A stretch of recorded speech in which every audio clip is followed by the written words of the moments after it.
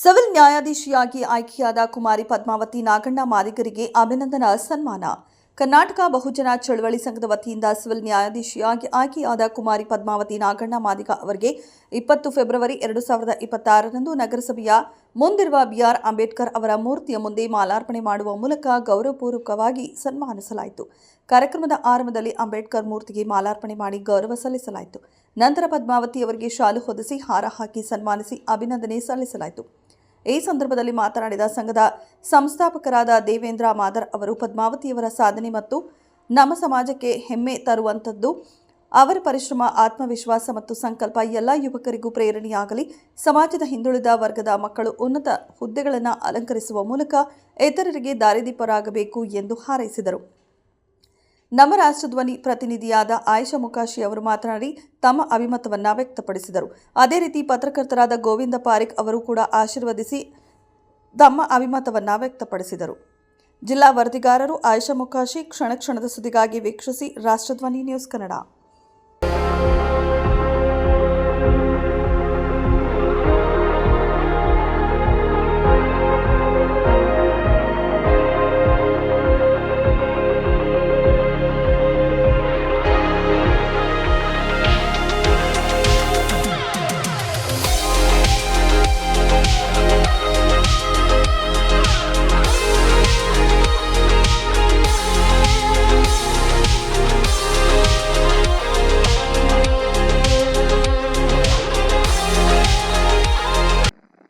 ಇವತ್ತು ದಾಂಡೇಲಿಯಲ್ಲಿ ನಮ್ಮ ಸಮಾಜದ ಹೆಣ್ಣುಮಗಳಾದಂತ ಪದ್ಮಾವತಿ ಮಾದಿಗ ಅವರು ಏನು ಸಿವಿಲ್ ಕೋರ್ಟ್ನ ನ್ಯಾಯಾಧೀಶರಾಗಿ ಆಯ್ಕೆಯಾಗಿದ್ದಾರೆ. ಅವರಿಗೆ ನಮ್ಮ ಸಂಘಟನೆ ಪರವಾಗಿ ಎಲ್ಲರೂ ಧನ್ಯವಾದಗಳನ್ನ ಹೇಳಕ್ಕೆ ಅರ್ಪಿಸ್ತೇವೆ. ಇವತ್ತು ಏನು ನಮ್ಮ ದಾಂಡೇಲಿಯಲ್ಲಿ ಇದುವರೆಗೂ ಯಾರು ಕೂಡ ನ್ಯಾಯಾಧೀಶರಾಗಿಲ್ಲ. ಇಷ್ಟೊಂದು ಚಿಕ್ಕ ವಯಸ್ಸಿನಲ್ಲಿ ಒಬ್ಬರು ನ್ಯಾಯಾಧೀಶರಾಗಿ ಹೊರಹೊಮ್ಮಿದ್ದಾರೆ. ಅವರಿಗೆ ನಮ್ಮ ಭಗವಂತ ಇನ್ನೂ ಹೆಚ್ಚಿನ ಶಕ್ತಿ ಕೊಡ್ಲಿ, ಇನ್ನೂ ಹೆಚ್ಚಿನ ಹುದ್ದೆಯಲ್ಲಿ ಏರುವಂತ ಕೊಡ್ಬೇಕಂತ ಹೇಳಿ ನಾನು ನಮ್ಮ ಎಲ್ಲರ ಪರವಾಗಿ ವಿನಂತಿಯನ್ನು ಮಾಡ್ಕೊಳ್ತೀನಿ.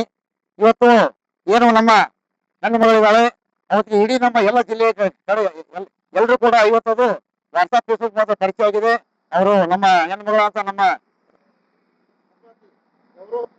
ಯಾವ ಜಿಲ್ಲೆಗಂತಿಲ್ಲ, ಇಡೀ ಜಿಲ್ಲೆಗೆ ಹೋಗಿ ಭೇಟಿ ಕೊಟ್ಟು ಅವರ ಒಂದು ಆಶೀರ್ವಾದ ಹೇಳಿ ನಾನು ಕೂಡ ಅವರಿಗೆ ವಿನಂತಿ ಮಾಡ್ಕೊಳ್ತೀನಿ.